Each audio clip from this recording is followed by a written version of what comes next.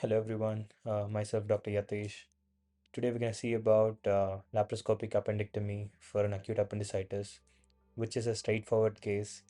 This video is purely for the beginners who are like starting their laparoscopic career. So here are the few tips and tricks for those who are starting their laparoscopic journey. Initial, make a safe primary trocar placement, which is a 10 mm supraumbilical port. For any laparoscopic surgery, the first and foremost thing where even an experienced person is supposed to do is make a thorough diagnostic laparoscopy. Irrespective you're operating on appendix, irrespective you're operating on a gallbladder or a uterus or for any organ for that matter of sake. So first do a thorough diagnostic laparoscopy, understand the anatomy of the abdomen inside. Then comes your placement of secondary ports. Secondary ports are nothing but your working ports.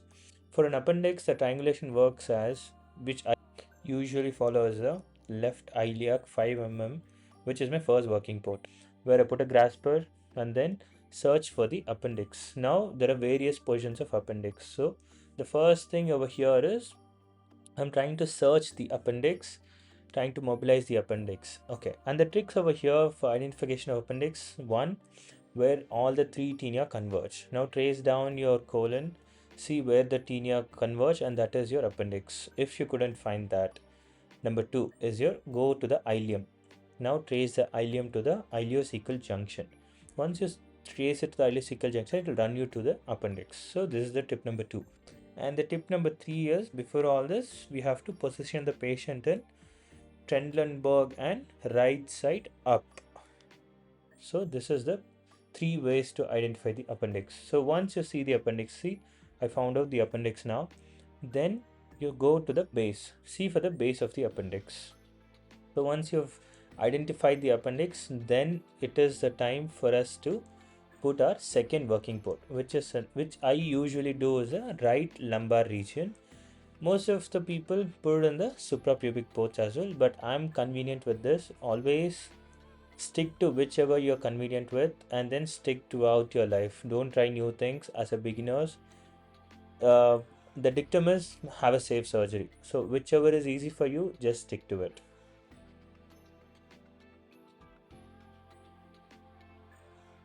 So yeah, this is our second working port, again a 5 mm in the right lumbar region. Now all your work is done. Now your ports you have put. Now this thing is you have to separate the mesoappendix. So, as we laparoscopic surgeons, we are ambidextrous. So, I prefer my energy source in my left hand, which is easy for me to dissect the mesoappendix. So now you see I'm using a bipolar sealer and I'm just like teasing off the mesoappendix from the appendix. Okay, the other tip over here is never jump to the base of the appendix. Make it a habit of going from the tip, I mean, skeletonizing the appendix from the tip, because in simple cases, yeah, it's straightforward. It's easy for you to like go to the base and then buzz off or ligate your mesoappendix. But in case of complicated cases where you don't find the base of the appendix, then you have to trace it from your tip.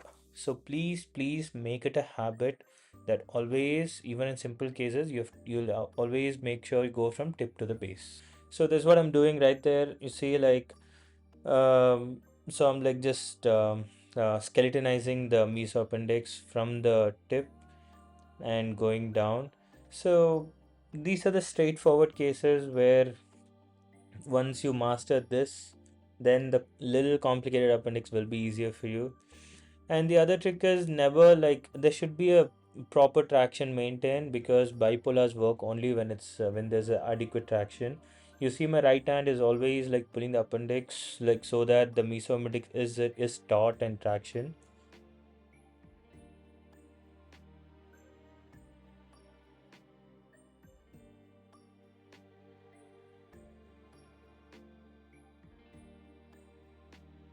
And tip number three, always make your working image in the center of the screen. Never go to the right, never go to the left, never go above, never go down. Always tell your assistant to put the image in the center so that it makes our life way easier. And for the beginners, the laparoscopy, it's not about doing the surgery. First, you guys have to learn learn to hold the cameras, hold camera for your seniors, for your mentors, for your consultants. 100 surgeries, 150 surgeries, that's what they say. Once, if you master holding the camera, that's what my mentor told me. If you master the camera, you can do anything you want. So yeah, now you see, like, we have almost reached the base of the appendix. There are few more bursts to the mesoappendix, and it will be denuded. So gradually, and like usually, the mesoappendix have appendix and the mesoappendix have a junction where it is a bloodless field. If you stick onto the plane, there'll be no bleeding at all. It'll be a bloodless surgery for you, and then it'll boost your confidence. Like, initial part of the career, this is what you want to see.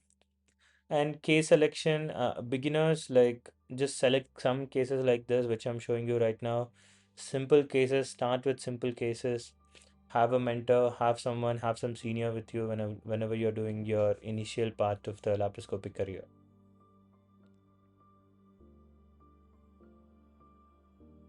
So you see, we almost reached the base of an appendix. So the one more tip over here is, near the base of the appendix, you have to be more careful.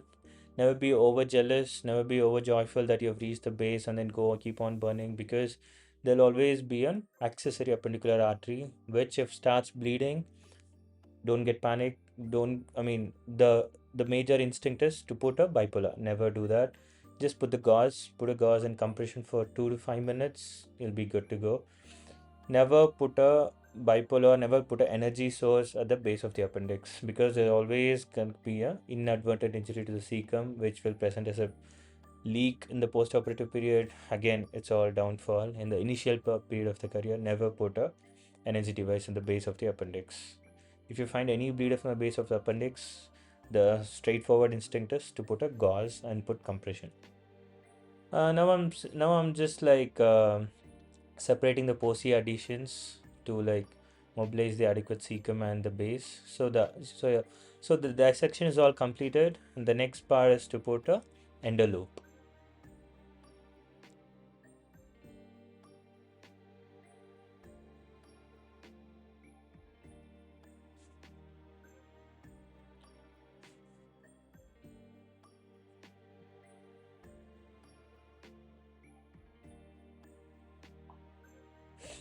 So yeah, I had put an endoloop in my left working pole. Now that the endoloop is inside, so little trick over here is, put your instrument through the endoloop to catch on, hold on to your specimen. This will, one, like, save a lot of time. Two, it will ease the appendix through the endoloop.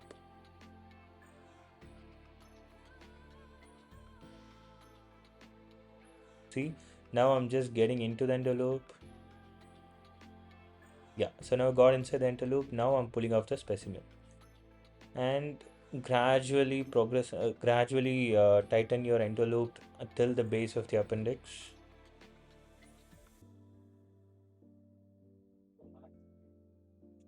Yeah, so now that you have gradually tightened it out,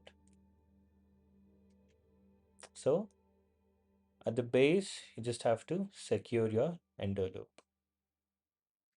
So the other caution over here, say in case of you working in an acutely inflamed appendicitis, or if it's like a sloughed out appendix or gangrenous appendix, you have to be more careful when you put on catgut envelope, because there's always a high chance that the base is gonna cut off, and then where, like, your cecal contents will keep flowing. Never get panic. If you're so good at suturing, just take an intracorporeal bite, which is more than enough.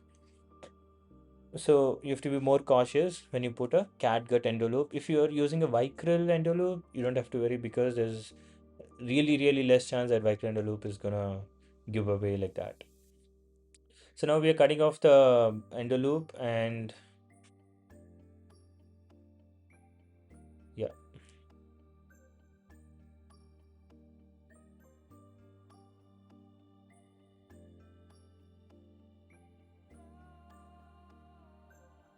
and you can cut the specimen.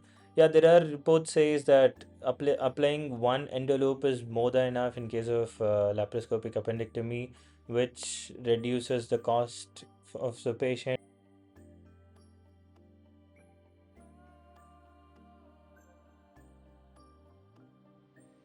So remove the specimen. Always try to remove it in a 10 mm by putting a 5 mm scope in one of your working ports. Never be like, what is it? I can take it off in 5 mm, because there's always a chance that your specimen is going to fall in the abdomen, and then you have to keep on searching for it, which will get you a lot of time.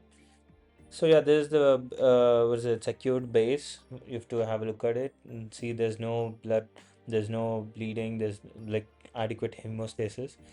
Then for any appendix, always remember you have to do a bubble walk at the end of the surgery.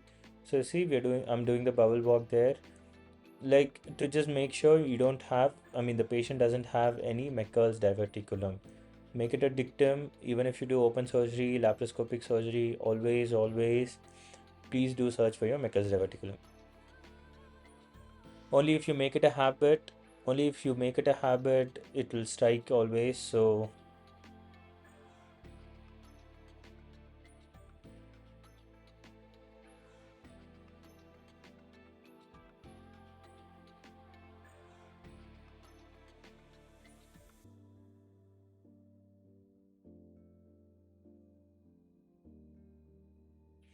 and the choice of using your instruments are, I mean, if you have two bowel graspers, it will make your life easier.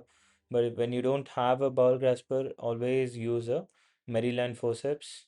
And okay, the trick over here, if you ask me, like, how much strength should we give, because we don't have a tactile feedback over there, just take your instrument out, put it on your finger, and then grasp your finger to feel for the strength so that you can apply it on the tissue.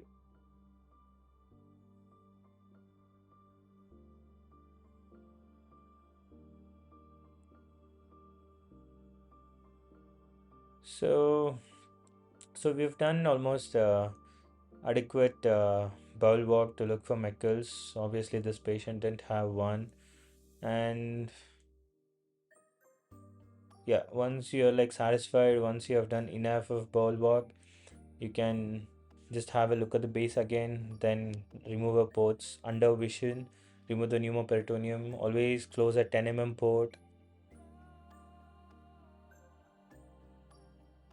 If you guys like the video, please do like, share, and subscribe, and stay tuned for more such videos. And please do share among your peers who are starting the laparoscopic surgery. Thanks a lot. Have a nice day.